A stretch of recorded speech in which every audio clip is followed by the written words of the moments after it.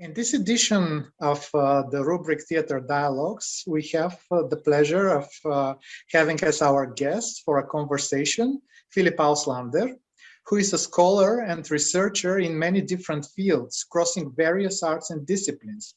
His primary research interest is in performance, especially in relation to art, music, media, and technology. He has written on aesthetic and cultural performances as diverse as theater, film acting, performance art, music, stand-up comedy, robotic performance, and courtroom procedures. He teaches at the Georgia Institute of Technology various subjects ranging from radio, history of performance studies, music as performers, screen acting, as he's also a working screen actor. He's also the editor of the website, The Art Section. Filip Auslander is the author of 7 books and editor or co-editor of 2 collections. From these books, I would like to make a special mention of 2 of them, which have a special connection to the theater and have been influential and popular among the theater community in Bulgaria too. The first one is From Acting to Performance, Essays in Modernism and Postmodernism from 1999, in which he analyzes and critiques the ideas of some of the most important figures in the theater of the 20th century, such as Bertolt Brecht, Antonin Artaud, Jerzy Grotowski, and others. And the other one is called Liveness, Performance in a Mediatized Culture, which so far has had 2 editions, in 1999 and 2008. Mr. Auslander, it is a pleasure to have you as our guest of the Homo Ludens Digital rubric. Your interests are really broad and not limited only to the theater, yet your knowledge about the theater and its history is very extensive. You seem to be a fan also of the visual arts, of the movies, of performance art, of classical and contemporary music, and especially jazz, rock, and pop. One of your books is on glam rock, and the last one is about the personae of musicians. You study musicians as performers, their presence, their theatricality. The theater as a social and cultural phenomenon has always been a part of the interconnected world, and it cannot be studied in total isolation without its connections to the other arts such as literature, music, architecture, painting, etc. In the modern world, there is also another connection which needs special attention, and you have devoted quite a lot of your energy in studying and analyzing it. This is the connection between the theater and the new forms of media appearing from the end of the 19th century, like photography, radio, cinema, and currently the World Wide Web with its new possibilities. These new possibilities of transmission and recording. And in the beginning, I would like to ask you what attracted you to this problem, and can you outline for our viewers the basic implications of the relations between the theater and the media? Okay, well, thank you, and it's a real pleasure to have the opportunity to talk with you. What brought me to the subject really actually was my own experiences as a young theater actor, and everything I had been told about how important it is that theater is a live medium, and thinking about, you know, the ways we were told about our relationship to the audience and things like that. And I got interested in that around the idea of live performance, and of course theater being the primary one for me because that's my background.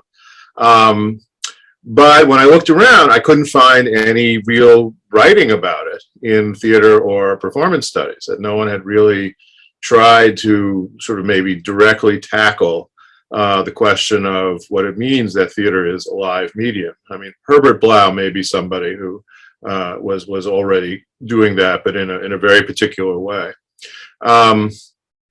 So I thought, well, okay, this is an interesting topic to me. So I started looking around, and what I discovered was that there was a very well-developed discourse around the idea of liveness in media studies, particularly television studies. And in fact, the word liveness, which, you know, I use to indicate the state of live performance in theater and other forms, as you mentioned, actually comes from television studies. So that's really where it started. And so the further development of sort of the idea behind all this, and I am talking primarily about my book, Liveness, Performance in a Mediatized Culture, which you mentioned. And in fact, I'm working on the 3rd edition of it right now. but yeah, the part of the idea became then to try to make some kind of connection or some kind of dialogue between theater studies and media studies, which was another thing that I didn't see happening too much at the time. And remember that all this really began in the 1990s. I mean, the first edition of the book was published in '99, and of course I had started, working on the topic several years before that. So I've really been doing this, looking at this issue for something close to 30 years now. In terms of my basic approach to it, there are just a couple of things I'd like to talk about. The first is the idea that theater and media are often, traditionally at least, distinguished on what some people consider to be an ontological basis, that there are intrinsic ontological differences between the theater as a live form and media or recordings. And so part of what I ended up wanting to do was to challenge that way of thinking about it. Okay, I'm not denying that there are differences, and I'm not denying that going to the theater is a very different experience from watching a film or a TV show or whatever. Of course it is. A lot of people over the years have misunderstood me and thought that I'm saying that this is all somehow the same thing. That's not exactly what I'm saying. What I'm trying to say, and have been trying to say, is that they're not the same thing, but the traditional ways of distinguishing them are not intellectually satisfying. Okay, and so to begin with, the sort of ontological approach, I want to focus on two concepts. The first is distribution, and the second is ephemerality. Okay, so in terms of distribution, it's often said that theater can only be available to a relatively small audience, a relatively limited audience at a time. Whereas media, of course, and the term mass media suggests this, can address a huge, potentially worldwide audience. And my point in all of this is to suggest that while that's true, it is true primarily because of the historical evolution and the way in which these forms are used, not because of their intrinsic characteristics.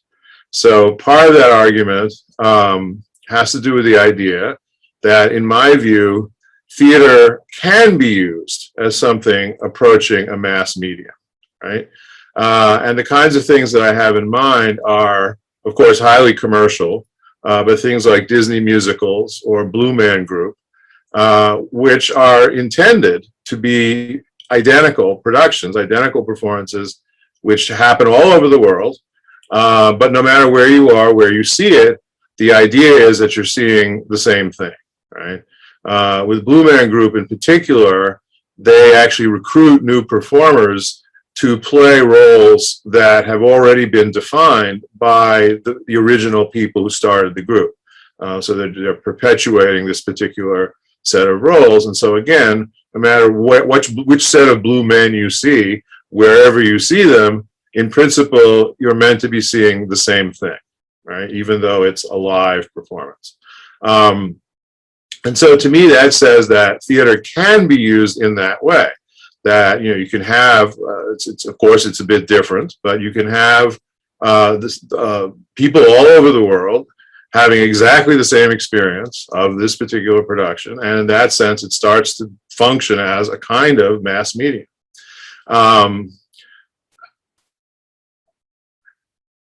So that's my way of approaching this, is to make arguments which suggest that the kinds of distinctions that people have traditionally made between theater and media forms, or media, what I call mediatized forms, don't really hold up, because because it has more to do with choices, social and cultural choices about how these forms are used, than it has to do with the intrinsic properties of the forms themselves. The second issue that I want to talk about is ephemerality. And again, theater is often described as ephemeral. It happens in the present moment, and then it's gone forever. Whereas media, especially recorded media like film, are said to exist forever. But I think, first of all, that the idea that performance is ephemeral has been challenged a fair amount over time. I'm not the only one to do so. I mean, think about, for example, Rebecca Schneider, who talks about the way performance remains, is her word, that it does leave something behind. It doesn't just disappear. Or Diana Taylor's ideas of the archive and the repertoire are ways of describing what remains of performance and how it remains. So this idea that performance is necessarily ephemeral, I think, is, has come under a fair amount of criticism in recent years, and I think the challenges are fairly substantial. My own approach to the question of ephemerality is similar to the approach that I take to the idea of distribution, which is to say that looking at now from the media side, media can be just as ephemeral as live performance. This is not something that distinguishes them. And particularly in the case of media, especially recorded media like film, it's very, very clear that this is a matter of how the technology, how the medium is used, and not about its intrinsic characteristics. So first of all, just in principle, there's nothing that prevents anyone from making a film, showing it once, and destroying it. Right? There's nothing about the medium that prevents you from doing it. And that in itself is enough to suggest that film can be an ephemeral medium. It's a question of how people choose to use it. They choose, for the most part, not to use it that way, but it's still a possibility. And it's not a possibility that is foreclosed by the technology or by the medium, only by the historical way in which it has been positioned in the culture. And actually, I've read some things from film historians which talk about the way in which film was kind of an ephemeral experience in the 1930s and 40s, when films were not made with the intention of there being artifacts that would last forever, and they would show up at your local theater, you'd go to see it, and then they would vanish essentially. There were no further opportunities to see those films, and really they weren't intended that way. They weren't made to be seen over and over again, but as more sort of ephemeral or expendable cultural artifacts. So performance remains. It is not necessarily as ephemeral as it has been characterized as being. And on the other side of it, media, including recorded media, can be used to provide an experience of ephemerality. And the question of how all of these forms are used is a historical question and cultural and social question, not an ontological question. So the other thing I like... No, I'm sorry. I just wanted to ask you again to develop a little bit more about this topic, the history versus ontology opposition, maybe, because you have written a lot about that in your book on liveness, and for me it was very interesting, and maybe I would like to ask you if you can talk a little bit more about that, about our listeners and viewers as well, about how historically the relationships between theater and media have been developing and changing. For example, in liveness, what really impressed me was how you showed that the first recordings of transmission on television were actually based on theater performances, the mise-en-scène work, which I found really fascinating. And can you speak a little bit more about that? Yeah, absolutely. In fact, that was the next thing I wanted to talk about. This has to do with what I call cultural economy and the relationship between theater and other live forms and media. And it sort of revolves around the question of competition and whether these things are really in competition with one another. So looking at this from a historical perspective, which you were just referring to, I did go back and I looked at the early days of television in the United States, when it was still a new form and it was sort of being introduced to the public. And what I found was what you just mentioned, which is that television production itself took theater as its model rather than film. And again, thinking that in the 1930s and 40s, even into the 1950s, early 1950s, television was a new thing and nobody really knew what it was in some sense. Even the people who were promulgating it.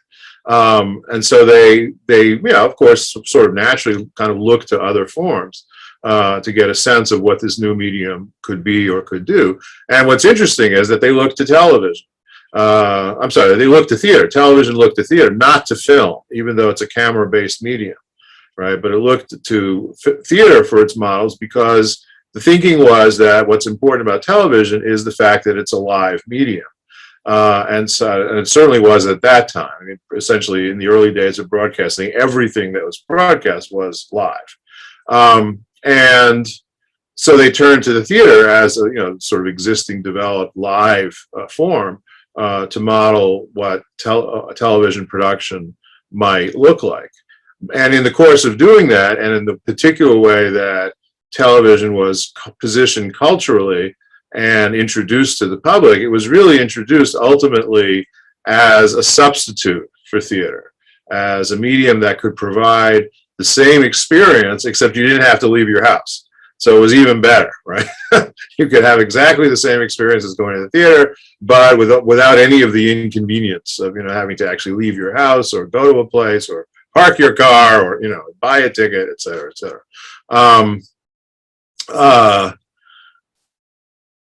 So that's where this idea of cultural economy and competition comes in, because the television really was positioned as a direct competitor to theater at that time.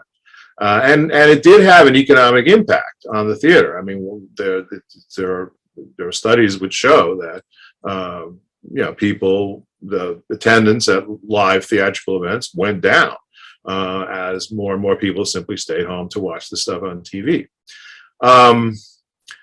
But interestingly, so for the new edition of the book, I decided that I wanted to continue this narrative into this kind of narrative, into the age of the internet, and sort of see where it led. And actually, at least in the American context, it led me into a place that was very different. So I did exactly the same thing. I went back and I looked at the moment at which the internet as a commercial service was new and was being introduced to the American public. And so this is the late 1980s, mid 1990s kind of. And what I discovered was, looking at the same kinds of sources as those who had studied this in television look at, which is like advertisements for internet service providers and things like that, I discovered that, in fact, the internet was positioned very differently. It was certainly not positioned as a plausible substitute or direct competitor to the theater or any other live form. In fact, in the early days of the internet, as it was being introduced to the public, it was not introduced as an entertainment medium at all. It was introduced primarily as an informational medium. And one of the most interesting things that I started to see looking at these materials is that one of the primary, or I guess two of the primary ideas that were promulgated in the introduction of the internet to the public, first of all, had to do with the idea that, like television, it was presented as a family medium, right? The computer was in the living room, just as the TV had been or continued to be. But it wasn't the case that the whole family would gather around the computer to watch, which is how television was presented. Because, you know, basically, if you're talking about a personal computer, only one person can use it at a time, right? And they also emphasized that each member of the family would use the computer for a different purpose, right? So in one of the print ads that I looked at, it says that, you know, the woman of the household uses it as a travel agent. The man of the household uses it as a way of checking his stocks. And the child in the household is using it to play a game. So I thought this was very interesting because it's actually very different from the way in which television was presented. And I focused in on particularly this idea of the relationship to the computer being on an individual basis, right? It's sort of one person, one computer, not a family gathered around a television set. And then the second thing that I focused on is the idea of navigation. which of course is one of the metaphors that's used in talking about web surfing, essentially. If you think about Internet Explorer, there's another browser called Navigator. The Apple browser has a little compass as its icon. So this idea of wayfinding or navigation is something that was introduced into this as a way of describing what that individual person is doing. Okay, so I'd like to go back just for a second, because the other part of the argument about television had to do with, since television was a pretty successful competitor with theater in terms of cultural economy, that it did seem to be stealing people away from the theater audience.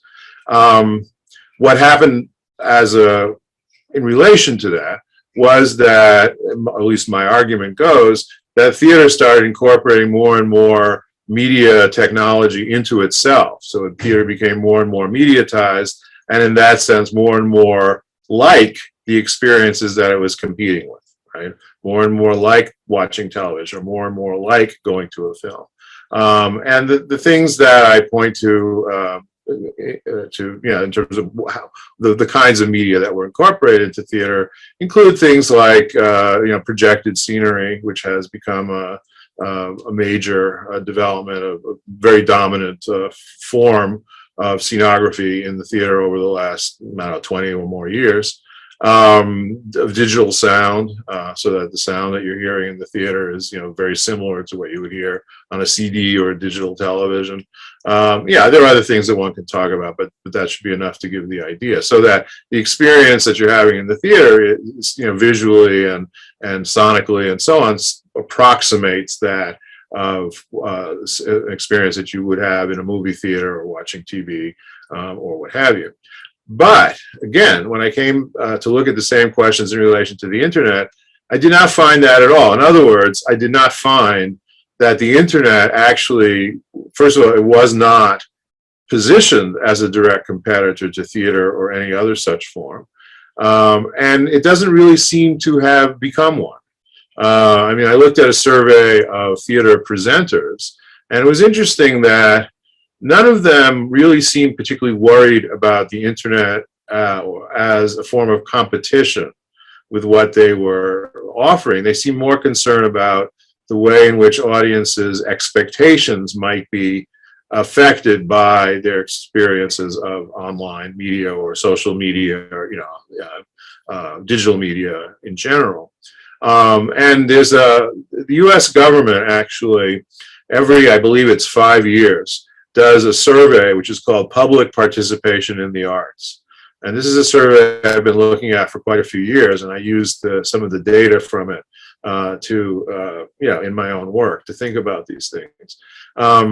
And between, I think, the 2004 survey and the 2017 survey, the 2004 survey seemed to offer me quite a lot of evidence that there was direct competition still between mediatized forms and live forms. That people were watching theater on TV or whatever in significant numbers that could be interpreted as stealing audiences away from the live event.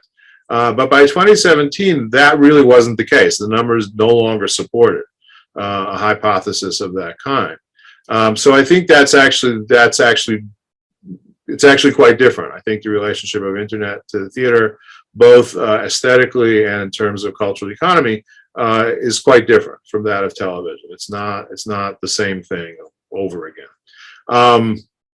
That said, though, it also interested me that the rise of the internet from, again, late 80s, early 90s, mid 90s to the present day also has seen a parallel rise in forms of performance that exhibit some of the same characteristics, such as treating the spectator as an individual rather than as part of a collective, or this idea of navigation, right, of sort of finding your own way through something.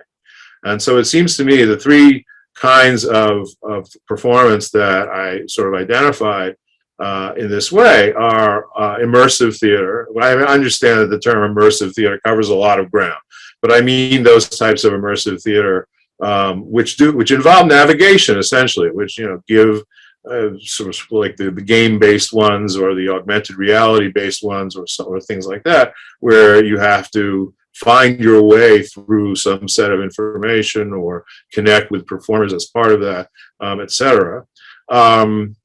Also, escape rooms, which are entirely that. I mean, the escape room is entirely about the spectator or the participant finding their way through something and reading clues and putting it together for themselves so that they can get out of the room.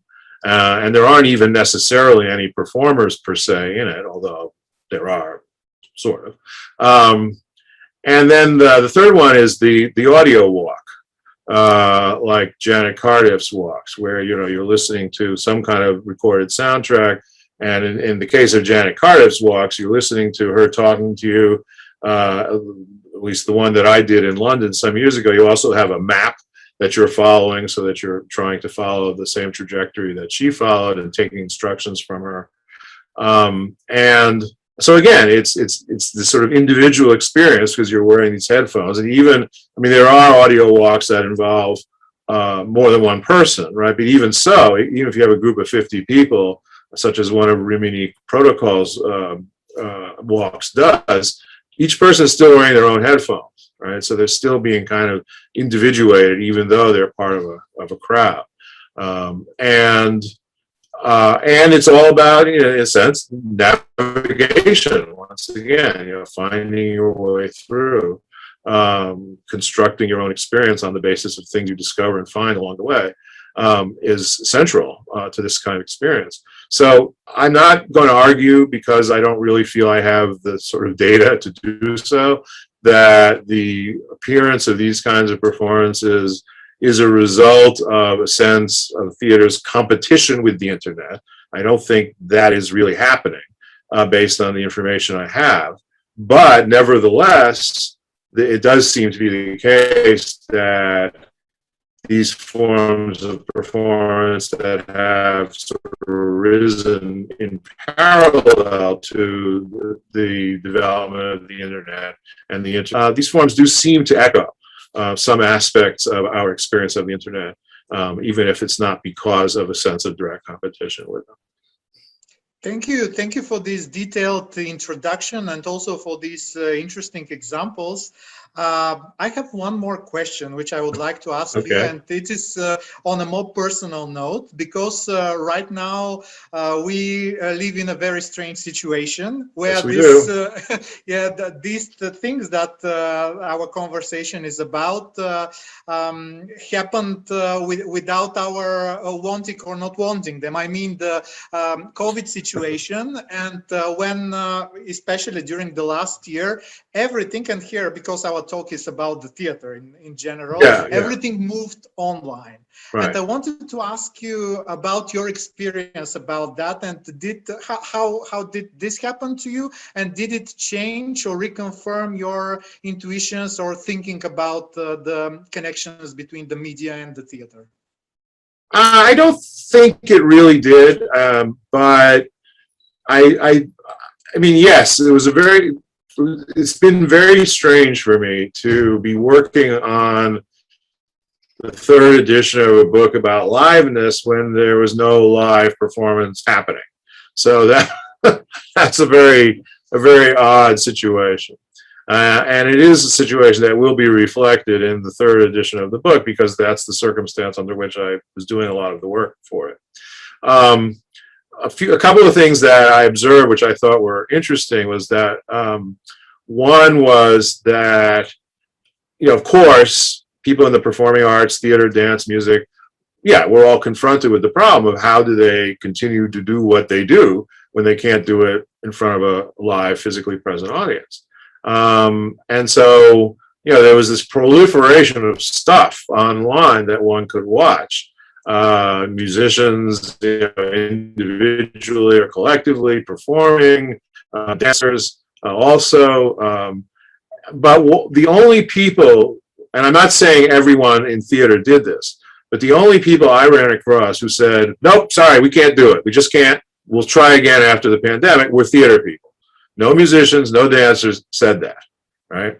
And of course, not all theater people said that either. There were plenty of theater people who were more interested in thinking about, okay, well, how can we create an online experience that somehow is parallel to what we think theater is, right? But there were a certain number of theater people who just said, nope, can't be done, and we're not even going to try. One of the, again, funny developments in all this is, as you probably know, the American Journal, Theater Journal, has a section of performance reviews. But there were no performances to review. So the editor of that section sort of put out a call saying, yeah, talk to me, tell me what you got. So I actually wrote a review, which should be out soon, of a repurposed rock concert, which is this. I won't try to describe the whole thing because it's actually quite complex, but it was basically a concert film, nice concert film that already existed, that was then kind of repurposed as a special event online, with layers of real-time response to the recorded thing. So you could see members of the audience at home listening on their headphones and moving to the music. This was Grateful Dead related music. So of course it was a certain kind of person, a certain kind of movement that's appropriate. And so you would see that, and this would be arranged in boxes around the edge of the screen, for example, or sometimes they'd have a split screen and you'd see a performer here and an audience member here. And that was all happening in real time as people were watching the recorded event. And then in addition to that, they also had some of the musicians who had played at that concert commenting live on their own recorded performances. So it ended up being this incredibly complicated set of, people watching, well, an audience is watching other audiences, performers watching themselves perform, us watching them watching themselves, and I found that really fascinating, all that sort of layering, and also past and present, right? Things that are, supposedly happening right now, which are then reacting to something that happened in the past, but that we're seeing right now. And then, of course, the whole thing was recorded, and you can watch it on YouTube. So that's yet another layer, right? Where those things that happen live, those responses of the audience or the musicians watching themselves, you can see it, but it's no longer happening in real time, right? So that's yet another layer of audiencing of all of this. So I think that, to me, ended up being one of the most interesting questions. Not so much about the performance and how do we translate theater into an online form, but more about the audience and sort of how do we understand the audience and what they are doing. And how do we, I think the question for me was, how do we create a sense of audience? Because I think one of the main issues, in a way, for putting theater online is that if I'm at home watching it, I don't have that sense of other people being near me, right? I mean, I know that they're there, right? I assume, anyhow, that I'm not the only one watching this, right? So I assume that there are other people out there watching at the same time that I am.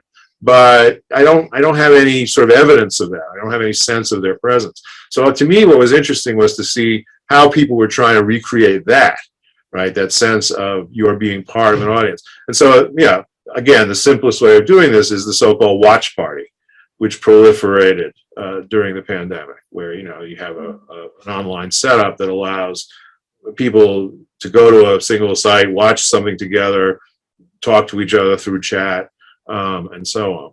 So that, to me, was something that really emerged as very interesting. And I think it's possible that may, I can't predict in what way, but that may have some impact on how theater people think about audiences going forward.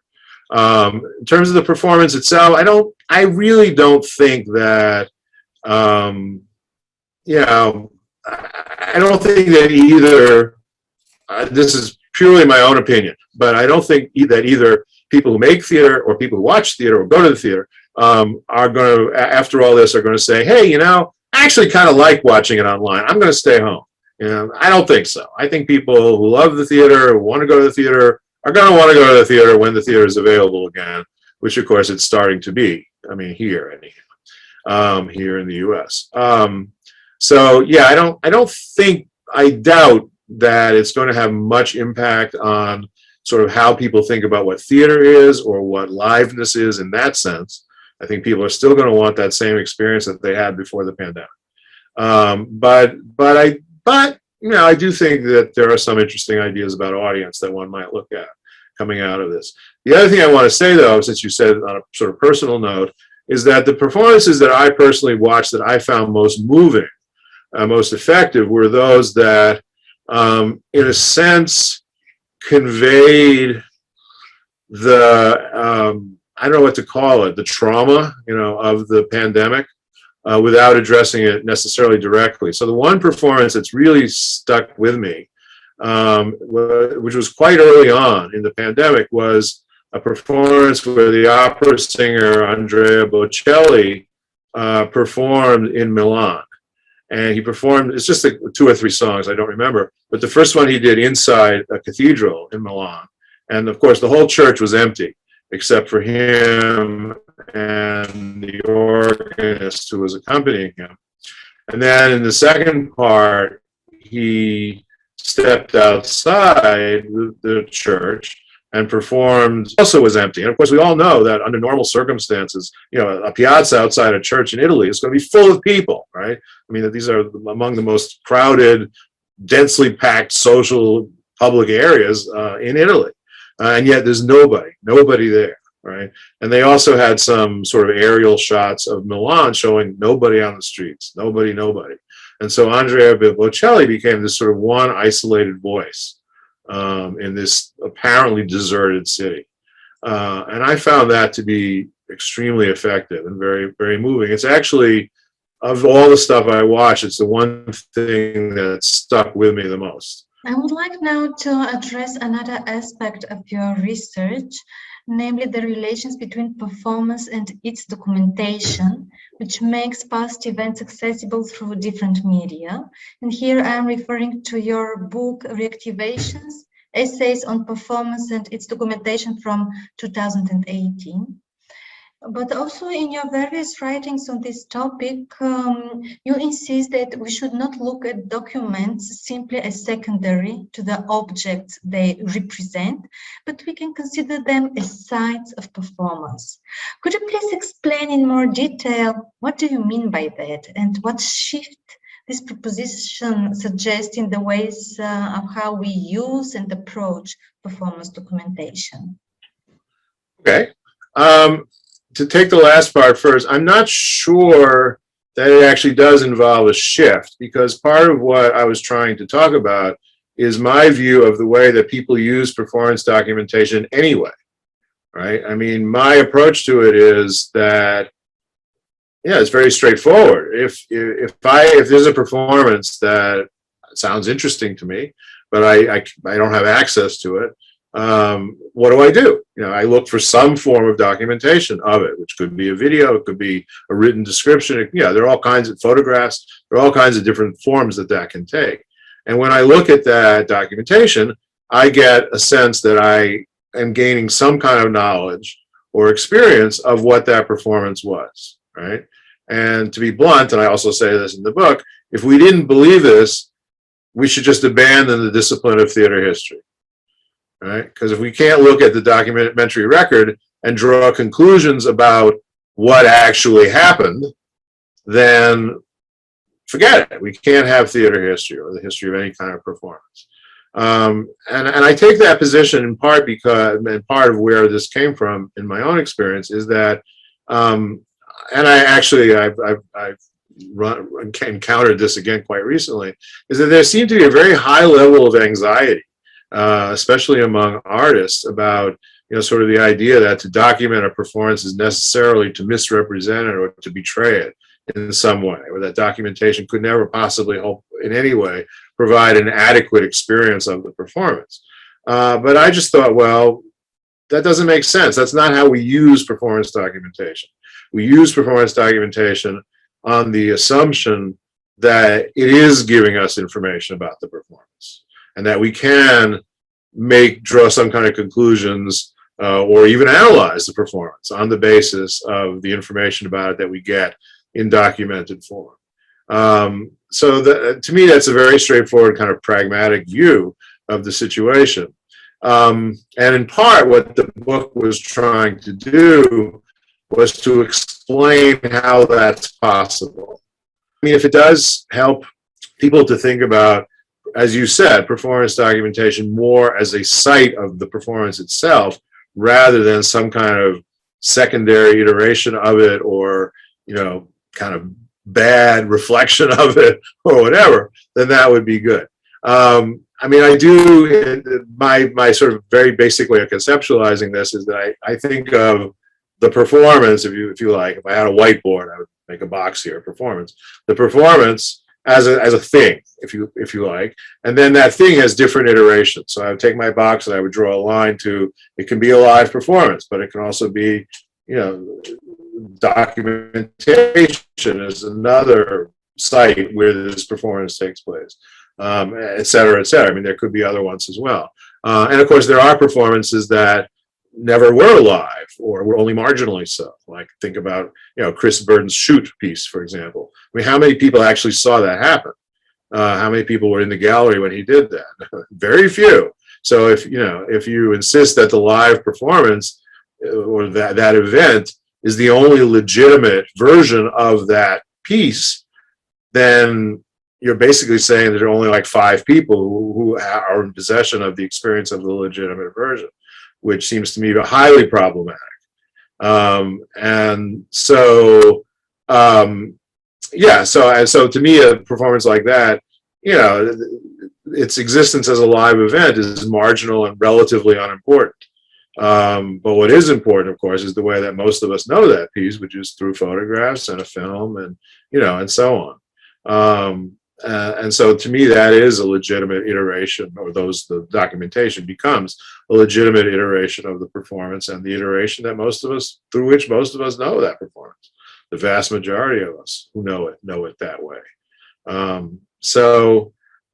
I mean, that's sort of basically what I was trying to accomplish. I mean, some of the arguments in the book about sort of how this works, because I was also very interested, another kind of starting point for me of this, I was very interested in that sort of idea of how do I experience in the present something that took place in the past.